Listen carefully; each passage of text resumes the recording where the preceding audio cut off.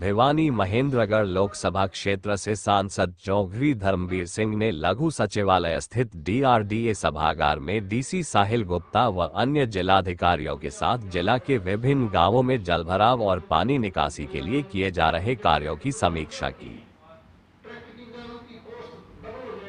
Meeting ली है, इस meeting में किस प्रकार के डिसीजन लेंगे, किस प्रकार के? देखिए, सारे प्रदेश में, वैसे तो सारे देश में इस बार की बारिश बड़ी तेज़ बारिश थी, जिसकी वजह से सारे देश में बहुत नुकसान हुआ है। माननीय प्रधानमंत्री जी बल्कि पंजाब और हिमाचल कई जगह कहीं भी हैं, हरियाणा का भी बहुत बड़ा पार्ट प्रभावित है। और भिवानी जिला मेरी लोकसभा अमर दादरी 2 डिस्ट्रिक्ट में तकरीबन दोनों ज़िलों में मिलाएं तो 100 के करीब गांव ऐसे हैं जो ज़्यादा प्रभावित हैं। और आज क्योंकि भिवानी की मीटिंग है तो भिवानी में भी ऐसे हमने आइडेंटिफाई किए हैं, तकरीबन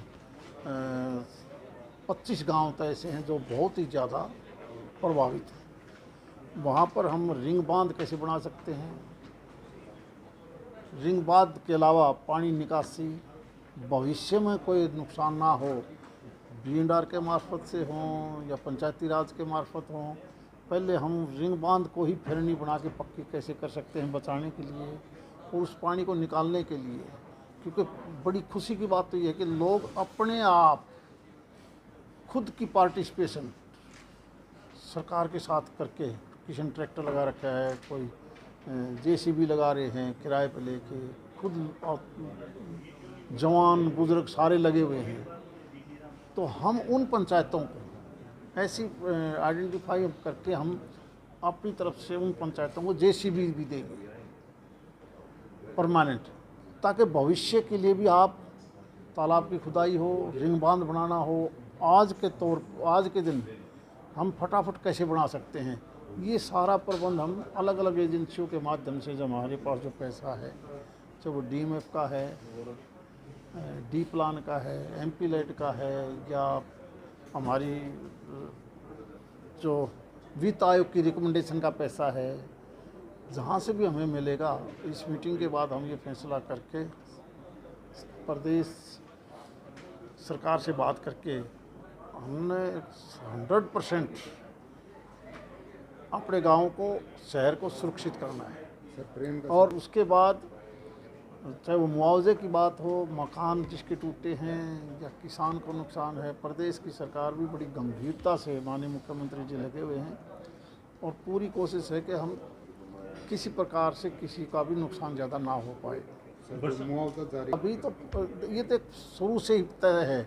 मान लिया नुकसान किसी का 20% है, किसी का 50 है, किसी का 60 है, 100 वाला नुकसान आप 50 वाले को बराबर तो नहीं करोगे।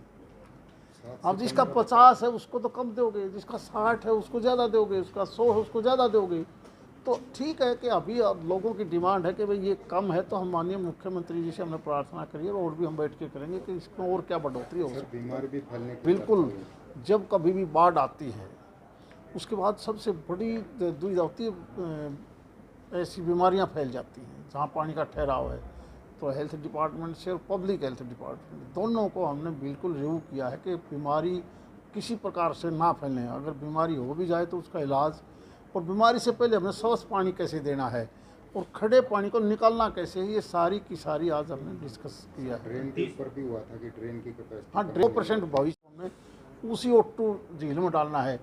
ये सारी की सारी डिपार्टमेंट सर्वे करवाने लग रहा है। मास्टर प्लान क्या होगा कि भविष्य में ऐसी आपदा आए? इसीलिए तो देखो, ना बाढ़ आई तो कहीं ना कहीं हमने घग्गर ड्रेन नाम से कई ड्रेनें बनी, लेकिन तब ये नहीं पता था कि और ज़्यादा बारिश आ सकती है, इसलिए इसकी कैपेसिटी बढ़ाना, इसको आगे बढ़ाना, ये सारी चीज़ें अभी इसीलिए मीटिंग बुलाई गई थी। किसानों की फसल बर्बाद हुई, उनकी गिरदावरी वगैरह इस तरह की? हाँ, वो तो आदेश कर दिए सरकार।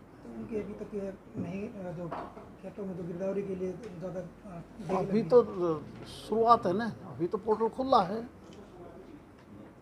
पर हैं, चाहे उस गांव कोई भी हो, गांव वाले भी मदद कर रहे हैं, सरकार के हर डिपार्टमेंट लगे हैं। आज जहाँ जहाँ कमी है उसी के बारे में हमने रिव्यू किया है और उन सभी गांवों को हम हर हालत में हर प्रकार की मदद करेंगे। जो प्रभावित गांव हैं उनके अंदर जैसे कि उनके पशुओं की है या फिर उनके लोगों के स्वास्थ्य हाँ, की बिल्कुल है, उनके लिए टीम कोई गठित है? अभी सारी टीम इसीलिए बटाई है, अभी बल्कि उन गाँव की हम लिस्ट बनाने लग रहे हैं जहाँ जो ज़्यादा प्रभावित है। खेतों के अलावा घरों में इलाके को ही बचाना है, उस घर में नुकसान है, परिवार का नुकसान है, उनको हम ज़्यादा से ज़्यादा क्या मदद कर सकते हैं।